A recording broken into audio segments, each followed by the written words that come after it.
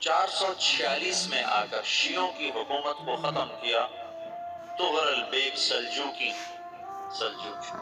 Seljuk مسلمان ہوئے تھے محمود غزنوی کے دور میں، سلجوک ان کے بڑے کا نام تھا۔ تو ایک دفعہ محمود غزنوی نے سلجوک سے پوچھا اگر مجھے تیری مدد کی ضرورت ہو تو کتنے آدمی پیش کر سکتے؟ تو اس نے ایک تیر دیا کہ یہ ایک تیر ہے میرا، کسی کو یہ تیر بھیج کر میرے علاقے میں بھیج دو تو چند گھنٹوں میں 1,00,000 تلواریں تیرا پہرا دینے کے لیے تیار ہوں۔ ہمارے پاس اتنی طاقت ہے۔ تو یہ سلجوک کی نسل میں تھا تغرل بیگ۔ اللہ تعالیٰ نے جب عرب زوال کا شکار ہو گئے اور ضعف کا شکار ہو گئے، جیسے بڑھاپے کا کوئی علاج نہیں، جب قوموں پہ زوال آتا ہے تو اس کا بھی کوئی علاج نہیں، پھر اور قوم کو جگہ ملتی ہے۔ جیسے بڑھاپا ایک فرد پہ آتا ہے، ایسے بڑھاپا قوم پہ آتا ہے۔ قوم کا بڑھاپا جوانی میں نہیں لوٹ سکتا، جیسے فرد کا بڑھاپا جوانی کی طرف نہیں لوٹ سکتا، قوم کا بڑھاپا جوانی کی طرف نہیں لوٹ سکتا۔ کوئی علاج نہیں، نئی نسل کا آنا ہی علاج۔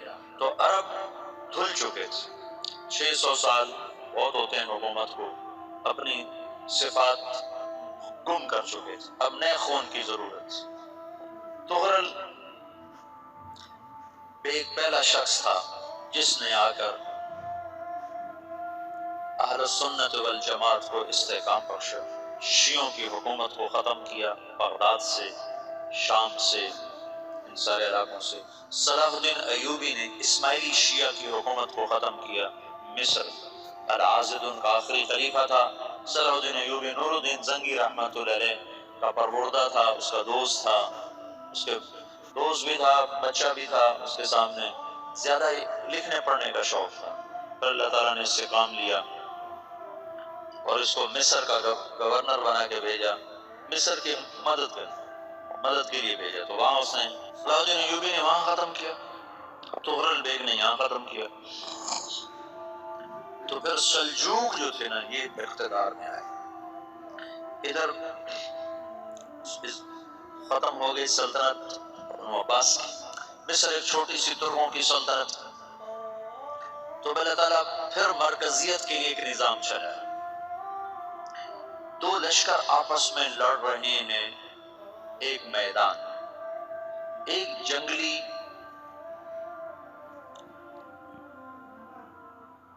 بدوؤں کا قافلہ، جنگل کے لوگ اپنے قبیلے کو لے کر، ایک جنگلی قبیلہ اپنے سردار کے ساتھ نقل مکانی کر رہا ہے ایک جگہ سے دوسری جگہ۔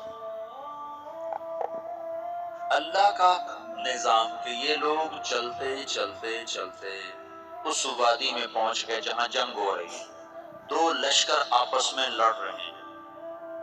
جب یہ وہاں پہنچتے ہیں تو ایک لشکر کے قدم اکھڑ رہے ہیں اور دوسرا غالب آ رہا ہے۔ ان کو نہیں پتا شکست کھانے والے کون ہیں اور فتح پانے والے کون، ان کو نہیں پتا۔ اس جنگلی قبیلے کے سردار کا نام بھی تغرل ہے، تغرل۔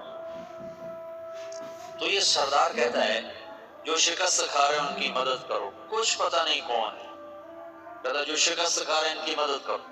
تو 400 وحشی جنگلیوں نے فاتح لشکر کے پیچھے حملہ کر دیا۔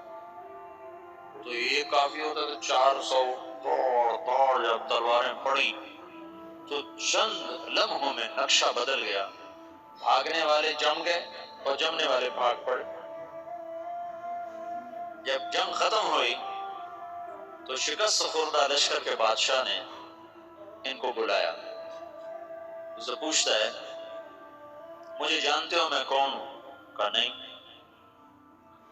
کہا تو تم نے میری مدد کیوں کی؟ کہا انسانی ہمدردی کی وجہ سے، تمہیں شکست ہو رہی تھی اس لیے تمہاری مدد کی۔ اور اس نے اپنا تعارف کرایا، میں ہوں سلیمان سلجوقی، ترکی کا بادشاہ۔ مسلمانوں کا لشکر تھا اور تاتاریوں سے شکست کھا رہا تھا، تاتاری فتح پا رہے تھے، مسلمان شکست کھا رہے تھے۔ تو وہ اللہ کی غیبی مدد بن کر آئے. تو وہ اس سے کہتا ہے میرے ساتھ رہنا پسند کرو، تم نے میرے اوپر احسان کیا ہے، میں اس کا بدلہ دینا چاہتا ہوں، میرے ساتھ رہنا پسند کرو. کہنے کا کر لوں گا. تو اس کو لے کر ترکی آیا، اور استنبول اس وقت روم کی حکومت میں تھا. اس سے فتح کیا استغرل کے آگے چوتھے پانچویں پڑپوتے محمد فاتح نے.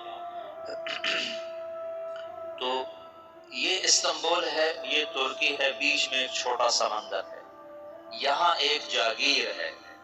تو سلطان سلیمان کہتا ہے یہ جاگیر تجھے وقف ہے، ادھر سے رومی مجھے تنگ کرتے ہیں حملے کر کر کے، تو میرا دفاع کرتے رہنا، یہ جاگیر تیری. اس جاگیر پہ اس نے اپنے قافلے کو آباد کر دیا، اپنے قبیلے کو، اور ایک چھوٹی سی حکومت بنا لی، جو ایک صوبہ سمجھو سلمان سلجوقی کا وہ ایک چھوٹا سا صوبہ ہے. وہاں جب یہ رہ پڑا تو پھر یہ ایک شیخ کے بیعت ہوتا ہے، وہاں شیخ طریقت ہے، ان کے یہ بیعت ہونے جاتا ہے. وہ اس کو رات اپنے پاس ٹھہراتا ہے، تو ایک کمرے میں ان کو ان کا خادم ٹھہراتا ہے. یہ جب کمرے میں جاتا ہے تو سامنے دیوار میں تاخچے پر قرآن پڑا ہوا ہے. تو یہ تغرل بے کہتا ہے یہ کیا ہے، یہ کیا ہے؟ تو وہ خادم کہتا ہے یہ کتاب اللہ ہے، قرآن ہے. وہ اس کو وہاں چھوڑ کے باہر چلا جاتا ہے. وہ دیہاتی آدمی، جنگل کا رہنے والا، پہلی دفعہ زندگی میں قرآن دیکھا. وہ کہتا ہے یہ قرآن ہے، اللہ کی کتاب ہے، میں اللہ کی کتاب کے سامنے سو جاؤں، کتنی بے ادبی ہے. تو اس نے اسے قرآن اٹھایا اور سر پہ رکھا اور کھڑا ہو، ساری رات قرآن سر پہ رکھ کے کھڑا رہا. رات کے پچھلے پیر اس کو خواب ہے، کھڑے کھڑے اس نے دیکھا کہ اس کی پشت سے ایک چاند نکلا اور شیخ کی بیٹی کے سینے میں جا کر اتر گیا. پھر اس لڑکی کے سینے سے ایک درخت نکلا جو پھیلتے پھیلتے پھیلتے 3 بر اعظم پہ چھا گیا، افریقہ پر، یورپ پر، ایشیا. پھر اس کی آنکھ کھل گئی، وہ کھڑا ہوا ہے. تو اس نے صبح یہ خواب اپنے شیخ کو سنایا. تو انہوں نے اپنی بیٹی اس کے نکاح میں دی تھی. اس بیٹی سے ایک بچہ پیدا ہوا، تغرل بیگ نے اس کا نام رکھا عثمان. عثمانی ترک نام سنو، جو میں نے کل بتایا تھا کہ 1924 میں وہ خلافت ختم ہوئی. تو ایک بیٹا پیدا ہوا عثمان. عثمان نے پھر ایک نئی اسلامی حکومت کی بنیاد رکھی جو 1924 تک چلتی رہی. کوئی 800 سال یہ حکومت چلی. تو حکومت کا شیرازہ بکھرا لیکن پھر جڑ جاتا تھا، پر وہ کرنے اول والا جوڑ کبھی نہ پیدا ہوا، ٹکڑے بن گئے. ان ٹکڑوں میں اللہ لوگ پیدا کرتا رہا جو دعوت دیتے رہے، دعوت زندہ رہی. جو تربیت کا نظام تصوف کے ساتھ تھا وہ تبلیغ کے ساتھ تھا.